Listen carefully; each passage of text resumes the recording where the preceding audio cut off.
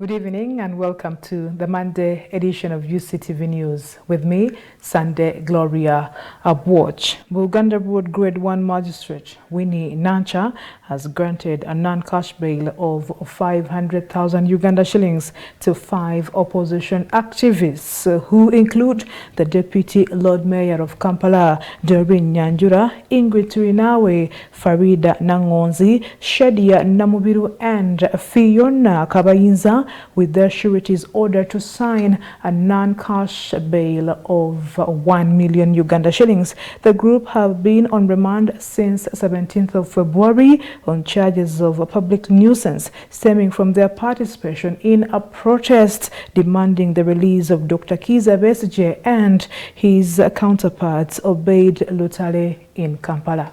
The submissions of both the defense and prosecution have been heard, the presumption of innocence being paramount,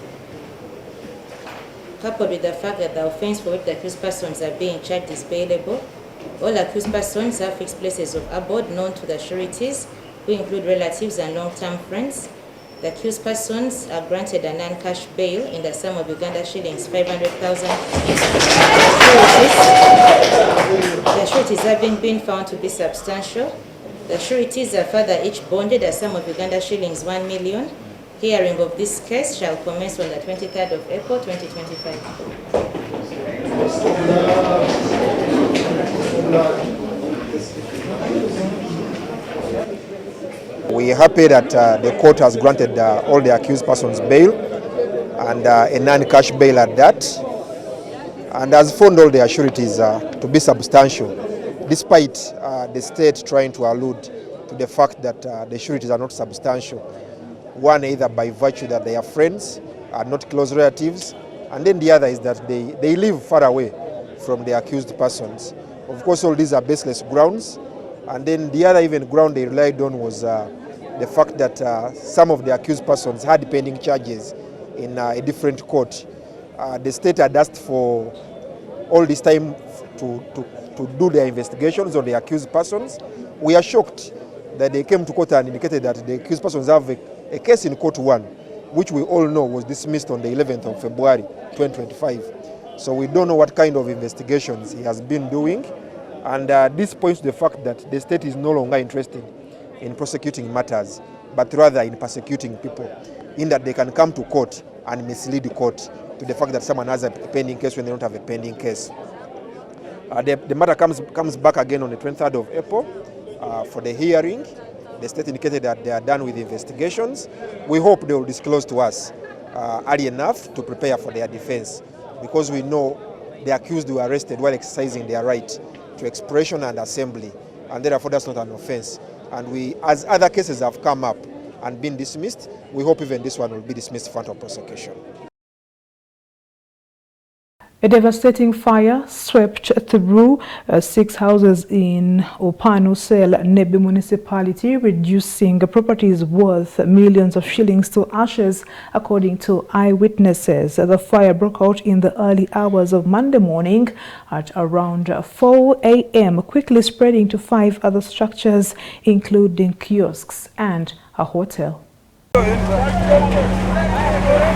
Fire gutted 6 houses in Opano Sel municipality, destroying properties of residents worth millions of shillings. Eyewitnesses say the fire started in the wee hour of 10th March 2025 at around 4 a.m. from one house and spread to other 5 houses, including kiosk and hotel. Haron Ufoiroth, an eyewitness, says that they saw huge plumes of smoke as the fire ravaged the houses this morning. He added that the fire started when everyone was asleep and they could not do much to curtail the spread of the fire.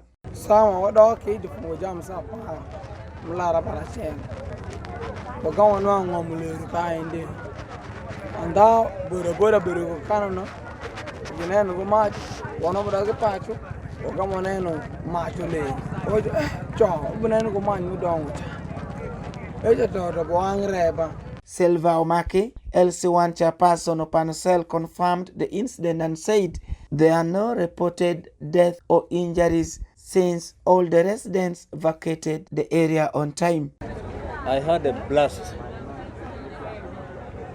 at night at around 5 thinking that it was a tire burst. Then on coming out to the street, I found no vehicle which parked. Then by that time it was dark. Then I saw light at the space. Then I ran straight away and got fire burning at the corner. And by that moment, the fire had gutted. And it was extreme, to the extent that no rescue can be made. Chris Bitum, one of the victims, whose 2 houses were also burnt, appeals to the government to come and rescue them from such at times.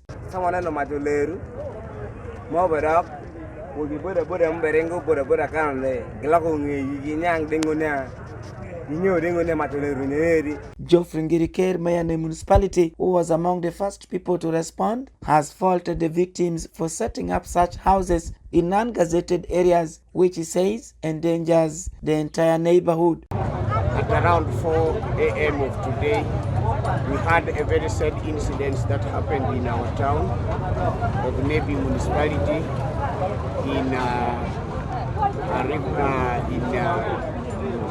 our area here, one of the cells, where at night a very tragic fire came out and burnt so many Mercedes around this area.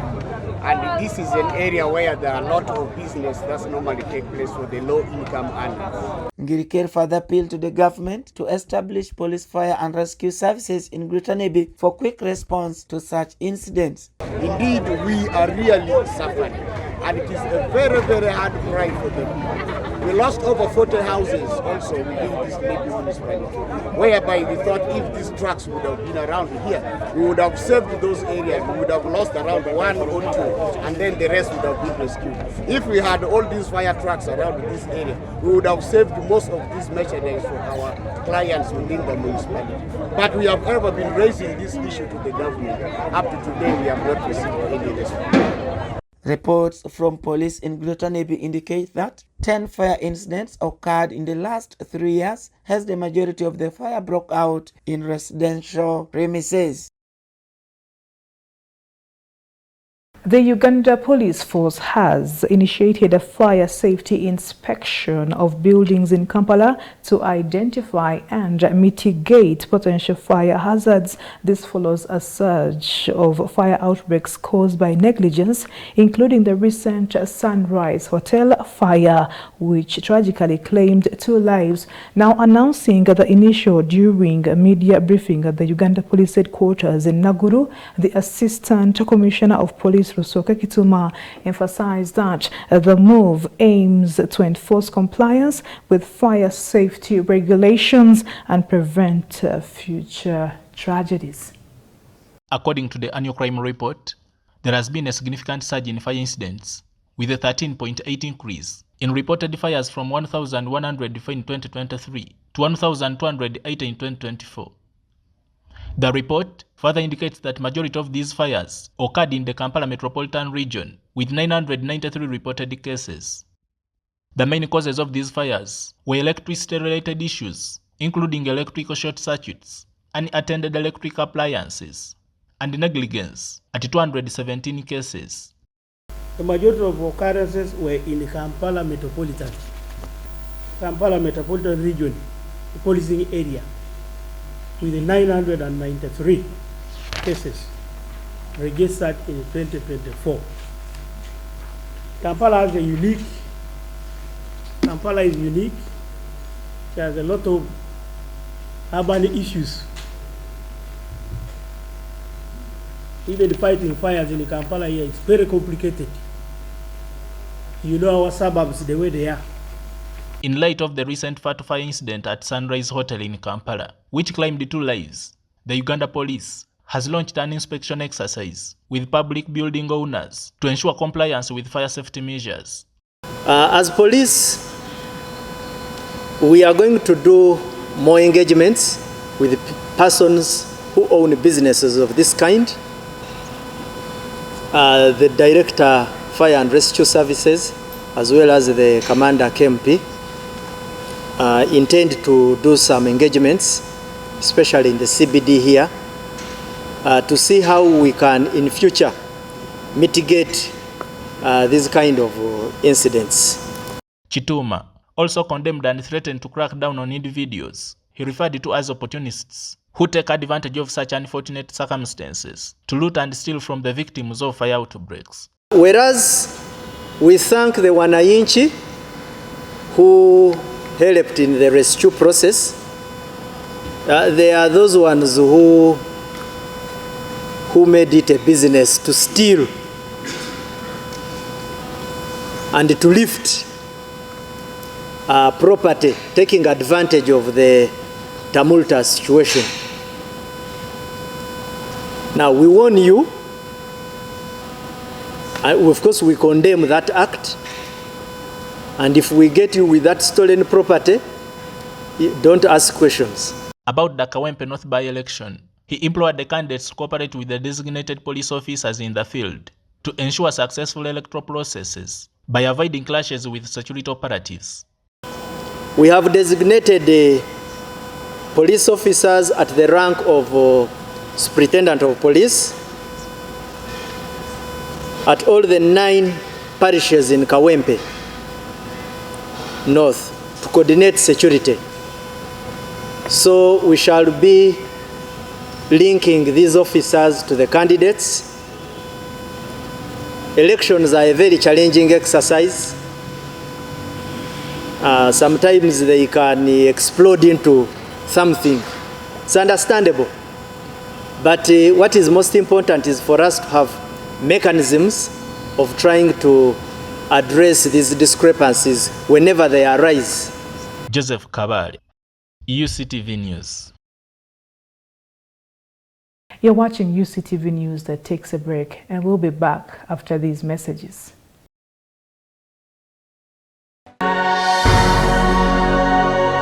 Uctv, good news for all.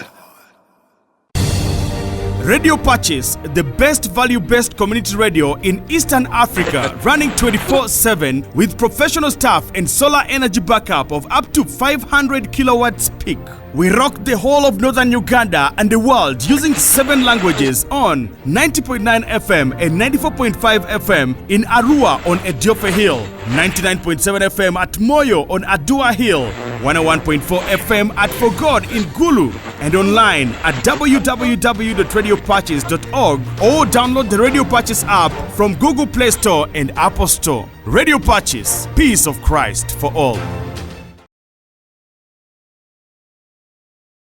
Welcome back. Uctv News continues with the Uganda Prison Services. UPS has commenced the recruitment of over 400 prisons, wardens and wardresses across the country. Speaking to journalists this morning, UPS spokesperson Frank Baine has cautioned interested candidates against using influential relatives or friends to bypass the stipulated recruitment processes, or rather procedures, emphasizing that the process will be conducted transparently on merit. This follows a statement issued by the Uganda Prison Service Commissioner General Johnson Byabasaija, inviting interested candidates seeking to work with their prisons to submit handwritten applications to the Secretary of the Prisons Council. The exercise seeks to replace 402 prison officers who retired, died, or deserted the service. During the weekly security briefing at Naguru this morning, Uganda Prison Service spokesperson Frank Baine warned the prospective applicants against seeking unfair advantages from high-ranking government officials or influential relatives to circumvent the formal recruitment process. Those who have relatives who are generals, colonels, commissioners, please don't waste your time calling them. Just apply and submit. It is your application that is going to talk for you. Because if you miss to submit your application, then you will not be shortlisted. Baine further implored the applicants to reject any opportunists who use this opportunity to solicit bribes, asserting that the whole application process is free of charge. All stages of the recruitment process are free. This one I repeat. All the recruitment processes are free. no money is needed. If anybody asks money for you, you know you are dealing with buffet, conmen. Only conmen are asking money for this exercise. Meanwhile, he refuted the claims making rounds on social media, insinuating that some of the inmates purportedly embarked on hunger strike. There have been a lot of speculation about hunger strikes in prison. I want to tell the public that we do not have a single person on a hunger strike in prisons. Those who are speculating, I think they want to climb on some people's clout, but we don't have anybody on a hunger strike, and the situation is very normal. This development contradicts allegations circulating since the 23rd of last month, which claimed that an inmate identified as Yasin Sechitoleko, also known as Machete, had gone on a hunger strike to demand an expedited trial, following the Supreme Court's ruling that blocked the trial of civilians in military courts. Joseph Kabale, UCTV News. The Ministry of Internal Affairs has destroyed 158,000 uncollected passports and is set to dispose of an additional 128,000 if not claimed soon, according to the ministry's spokesperson Simon Peter Mundei. Multiple efforts to contact applicants have been unsuccessful, forcing the ministry to take this action to reduce storage backlog at its facilities. Applicants have been urged to collect their passports promptly to avoid further disposals. According to Simon Peter Mundei, the Ministry of Internal Affairs spokesperson, the ministry has been facing a significant challenge with uncollected passports, leading to a storage backlog. Mundei further says that they have made numerous attempts to contact the applicants, but unfortunately, many have failed or deliberately refused to collect their passports from the storage facilities in Chambogo. This has resulted into the ministry's decision to destroy 158,000 uncollected passports, valued at over Uganda shillings 39.5 billion, due to storage constraints. Citizens came, applied for passports. We processed for these passports. They actually paid for them, and these same were made available. Messages were sent to Ugandans, and they did not pick these passports. We have been calling out these people to come and pick these passports, and because of the space, because of the challenge of the backlog in our stores in Chambogo, we could not keep these passports any longer. In an attempt of alleviating storage backlog at their storage facilities, Mundei further says that approximately 128,000 more passports are at the risk of getting destroyed if the applicants who have been asked to collect their passports do not respond soon. We presently have another 12,580 passports, which are lying in our stores. These were between the year 2018 up to now. We have called out the applicants, we have sent messages, we have talked about these passports. We cannot, of course, publish these passports because of the privacy law prevailing. But we have been calling these people to come and pick passports. They have failed to respond. So we have 12,580 in our stores, and the same will be destroyed if these people do not heed the call to come and pick these passports. Similarly, they are stuck with approximately 60,000 passports that were retrieved from various labor export companies.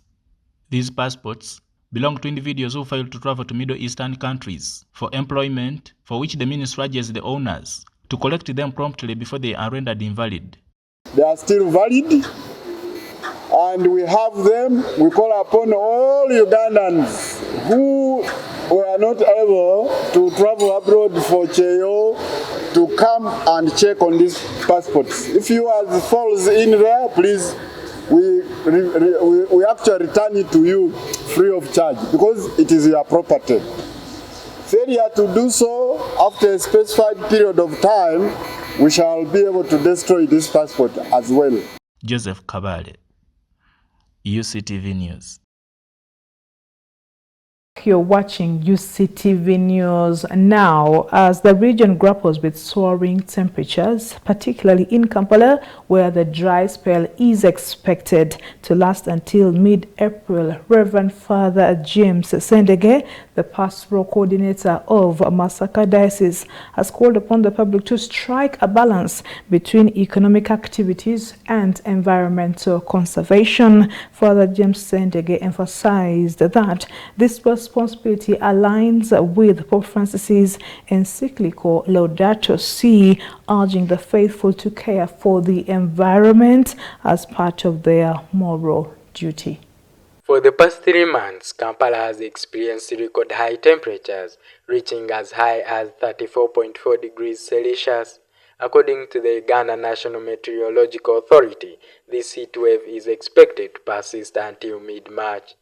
According to the Permanent Secretary to the Ministry of Water and Environment, Dr. Alfred Okot-Okid, the country is extremely vulnerable to the unprecedented climate change, upon which he underscored the urgent need for preventive environmental interventions to bolster the region's climate resilience by conserving the environment. Because the prediction for this region shows that the extreme weather patterns are going to continue and they will intensify. So we need to adapt. According to Reverend Father James Sendege, the co-founder and director at EcoBricks Recycling Company, it's now time for the public to consider and implement the Holy Pope Francis's encyclical known as Laudato Si, which calls for a global response to protect the planet's ecosystems and ensure a sustainable future for all. We invite everyone, following the indications from that document of Pope Francis, to contribute to this effort, to this movement of conservation of the environment. This month, this year, Feb, has particularly been very hot. People keep talking about it, but shouldn't be just the talk. We need the action. So if you plant a tree, that helps. Father James Sendege emphasizes the potential economic benefits of implementing the principles of Laudato Si by collecting and recycling waste plastics that can provide a source of income while also promoting environmental conservation. Put a bin, marked plastics, drop the garbage there. When we collect it, it returns as polyester. It's no longer garbage, it's trash turned into something of value. And people get money from it. You can get $1 million, you can get 2, you can get, So it's employment. And this, the other side is creation of items that directly conserve the environment. Father Sendege further urges school administrators to integrate practical environmental studies into the education curriculum, aiming to cultivate a new generation of environmental stewards. We encourage teachers to have that component in the school curriculum. You can even make it informal, voluntary, even if the government didn't include it. Get a way to incorporate it. Sit students under a tree and teach them about their planet. It's no longer enough to tell them who discovered Lake Victoria or the River Nile. Those things of history were there, but the thing that counts today is how to conserve the Nile, how to conserve Victoria, how to conserve River Mayanja. Here it's polluted, River Rubiji, River, the swamps we have around our communities. That counts much more than waiting for that river during the map reading sessions in geography. This aligns with the Pope Francis's 2015 encyclical Laudato Si, which among other pleas urged faithfuls to take care of their common home, Mother Earth. The encyclical explores the intersection of faith, science, ecology, and also calls for a global response to protect the planet's ecosystems and ensure a sustainable future for all. Kwebia J. Stephen, UCTV News. And it is time for Today in History.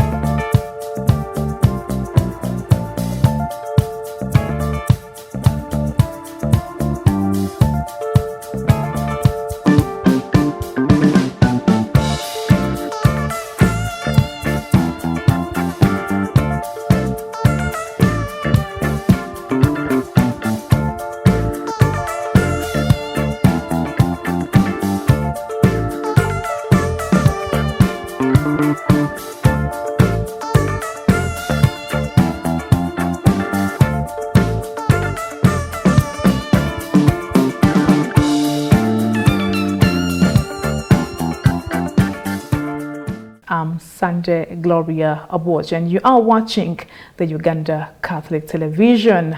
Good news for all.